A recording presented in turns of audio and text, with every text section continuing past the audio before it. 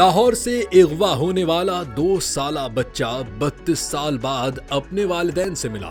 ماں اور بیٹے کی برسوں بعد ہونے والی ملاقات نے دیکھنے والوں کو جذباتی کر دیا۔ 2 سال کا معصوم محمد صدیق 1992 میں بری امام سے اغوا ہو گیا اور والدین کی دنیا اندھیر ہو گئی۔ برسوں اس کی تلاش میں دربدر ٹھوکریں کھائی، ہر دروازہ کھٹکھٹایا، لیکن امید کا دامن نہ چھوڑا۔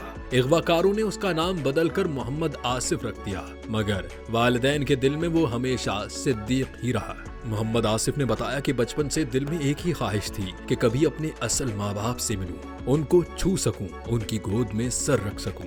اور آخرکار وہ دن آیا جب سماجی کارکن ولی اللہ معروف نے سوشل میڈیا کے ذریعے ان دونوں کو ملایا۔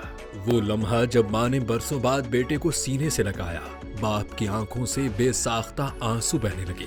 وہ لمحہ ہر دیکھنے والوں کو رلا گیا۔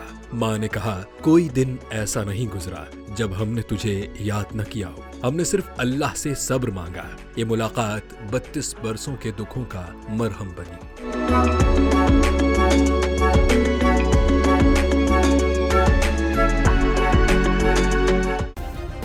سبسکرائب کریں اور بیل دبائیں تاکہ کوئی خبر رہ نہ جائے۔